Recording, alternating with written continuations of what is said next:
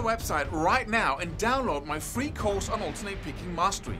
It contains 5 essential exercises that will take you to alternate picking mastery faster than you can imagine.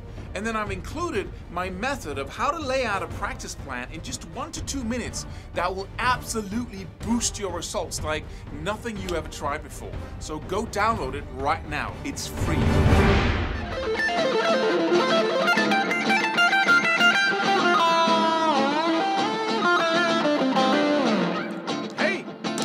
Let's now take the next step in our little journey here into the 2-1-2 shape. We're talking about laying out 4-note arpeggios like A minor 7th or C major 7th on the fretboard using 2-1-2 shapes. And if you haven't watched the previous video, please go back and do that. Today, or in this video, we're going to look into adding another note to these 2-1-2 shapes so they become 3-1-3 shapes. And that gives us another set of enormous advantages. The first couple of advantages we got from laying the arpeggios out like 2-1-2 shapes was the picking, you know, and the hammer-ons and pull-offs, and everything's the same suddenly. So you can practice one 2-1-2 shape, and everything is just easier when you get to the next one, which really fits into the primary principle of all these videos, which is mastery. Of course, all this comes from my modal mastery program that you can check out on guitarmastery.net. But for now, let's look into how to add a simple note to these 2-1-2 shapes, and then suddenly we can do modal runs. We can come up with melodies that has a certain sound to them. And we can play fast runs even that sound Dorian or Ionian or Lydian, and it's automatic. So we get cool sequences we can create, and again we have the same picking patterns, the same things you do from arpeggio to arpeggio, and it's just such a cool thing. So let's look into that right away, and then afterwards I'll just talk a little bit about how you can actually start playing modes totally automatically without having to think about what notes you're playing, because you have these cool 3-1-3 shapes that will help you create melodies that has these sounds in them. So let's move on.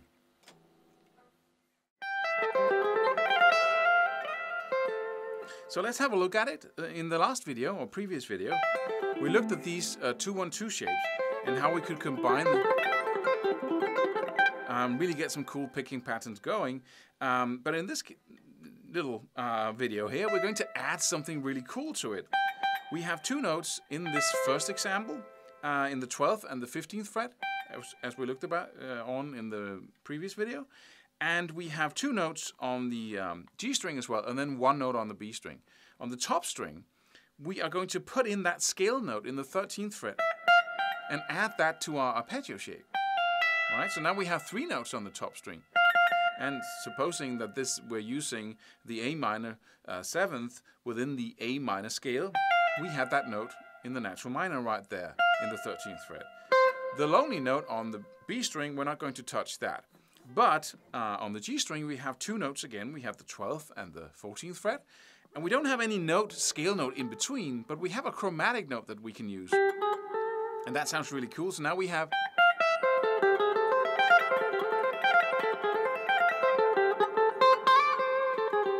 All right? So now we have a 3-1-3 shape. And you can play that in a really cool way with sweep picking, and it's a totally perfect sweep picking pattern. So let's do that. You start with an upstroke on the top note here, up, and then a downstroke in the 13th, and an upstroke in the 12th. So up 15, down 13, and up 12. And then you sweep over to the 13th fret on the B string, and then to the 14th fret on the G string. So that's the descending version here. All right. Sorry. All right. And then for the ascending version, you go to the 12th fret, and you start that with a downstroke. You do the exact same thing, but opposite. So you start with a downstroke, and then you have an upstroke, magically enough, and then a downstroke in the 14th. So down, up, down, and then you go to the 13th fret on the B string and play a downstroke again, and then 12th fret E string with a downstroke. So this is the opposite picking motion. Instead of going, you go down, up, down, down, down, up, down, up, and down, up, down, down, down, right?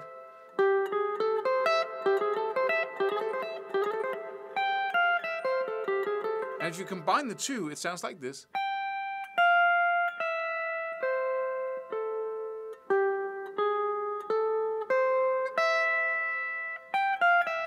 So you're not playing, you're skipping a note in the middle.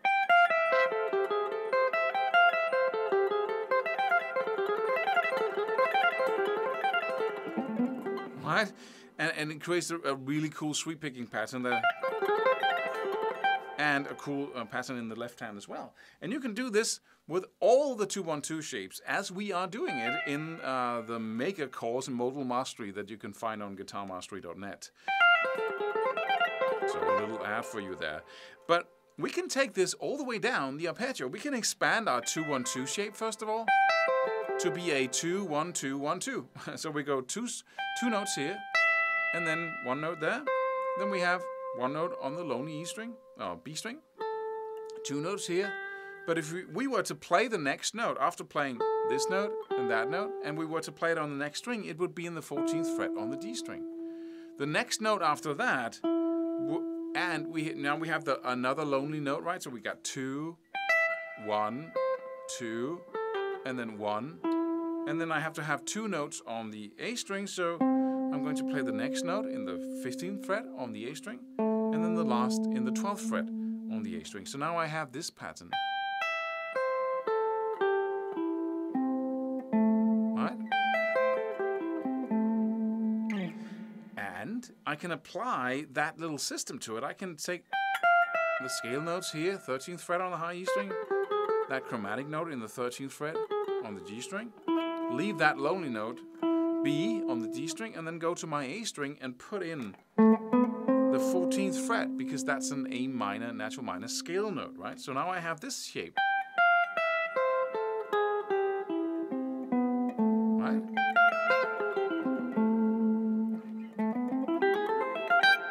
So I have this cool shape, and I can apply the same picking pattern to that exactly. So I can go.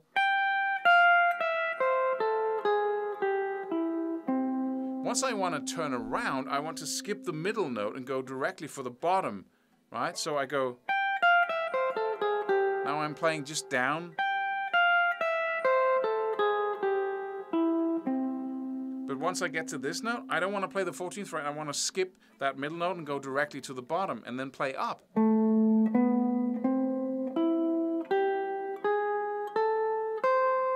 Now I want to turn around on this string again, so I don't want to play the middle note, I just want to skip it and go directly for the top. And that creates a perfect sweep picking pattern.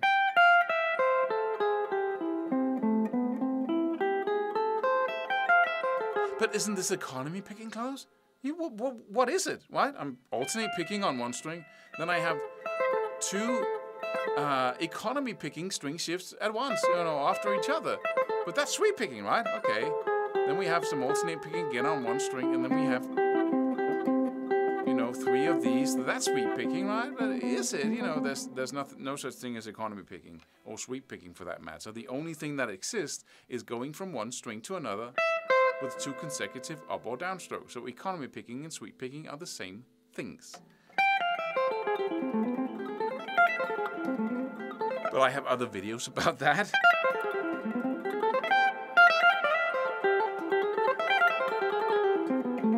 Right? So now you have this cool pattern here, and if you practice it within this shape, you can apply the exact same picking to other shapes, which is the cool thing about having a system, that you can learn one thing and then it applies to all of the system, because we lay out the notes of any other arpeggio, like this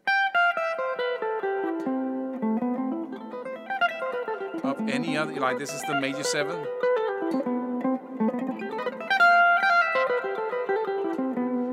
In the same way. And so you get the same picking over here in the right hand. So this is really cool. But there's another really cool advantage to these 3-1-3 shapes that I'll just discuss with you right now. So here's a 2-minute lesson on modes, just to complete this.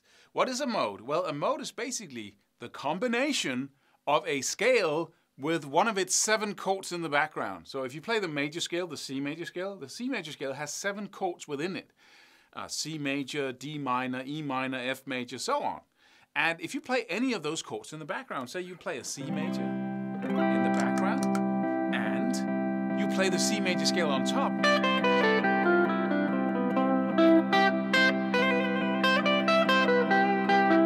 then what you hear is the Lydian sound, the Ionian sound, right? If you play the 4th step, the F, and build a chord from that, and play that, and I play the same C major scale on top of that,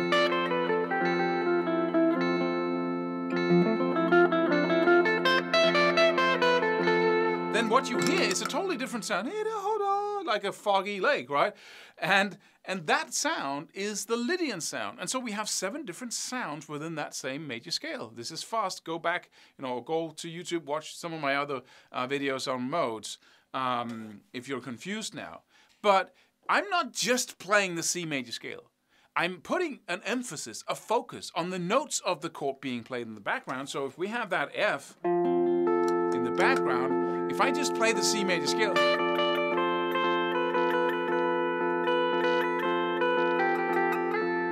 it doesn't really sound that good, right? I have to end and begin my lines on one of the notes from the scale that are already in the chord being played. That's what sounds.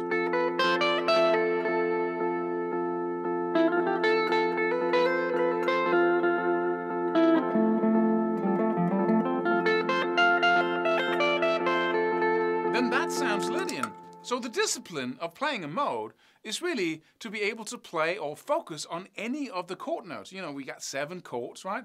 And we need to be able to focus on those notes within the chord being played. And you can do that by ear, simply training yourself to, having that F in the background, playing the C major scale, and then, trying to, find the right notes. Or you can have the actual arpeggio shape right in front of you visually.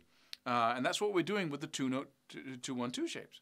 But if I want to really be sure that I'm playing a note or playing a mode, then I can just tie the arpeggio notes together. So if I have that same F again, let's make it an F major 7th, which is the 4th step 4-note chord of the C major scale.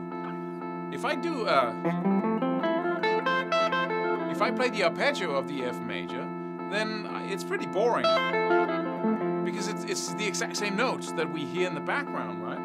But if I then tie all as we just did, the strings that has 2 notes on it, if I tie those together with a scale note in between, I get a melody, all right.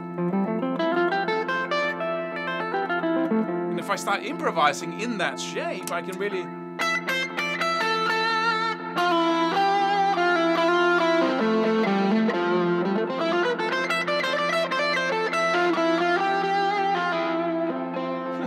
Then suddenly I have that same thing as we have in the pentatonic scale. In the beginning, just play the pentatonic scale, stay within that, and it's going to sound fairly good, right, over the chord progression. That's why it's so popular, right? But here, I have the same thing. I can't make a mistake within this shape. And when I start mixing them up and using multiple shapes across the neck with that extra note inside of it, every time I have, then suddenly I'm using all of the scale. It looks like I'm just playing the scale because I'm playing every note in it. Because every 2-1-2 shape, if we take F major 7, will have different notes in between the two notes. So it's not the same notes we add to every shape because every shape looks differently. And on some strings I have these 2 notes. On another string I have different 2 notes in the arpeggio. I hope that makes sense. And that I could get my hair to stay on my head in the next video. So if I mix all of these across the fretboard, then suddenly I have something... That was with distortion.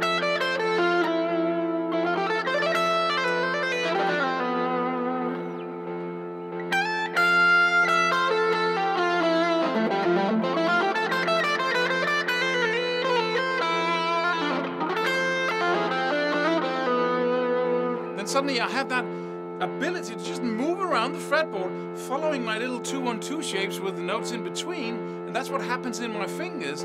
and then suddenly everything sounds freaking Lydian, right?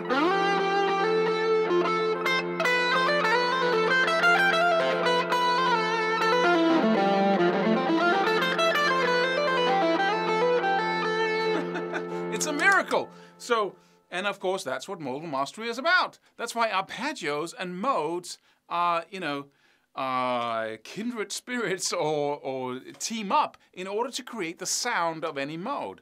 And that's why this is so relevant. So I just thought you'd like to know. And if you don't understand, you know, go back and watch some of the videos on modes where I scream and shout about how I was taught and what I figured out it really was, and, you know, really look into it, and then come back here again to the 212 and the 313 shapes. But in the next video, we're going to look into another way of playing those 212 shapes in a horizontal way that gives us different options as to how we sequence the arpeggios, which is really one of the cool benefits of playing the arpeggios in this way, is that they're easy to sequence. It's easy to go you know, up and down with different steps and really create that foundation for improvisation. So please watch the next video. Subscribe for more free videos. Do it. Do it now. Do it.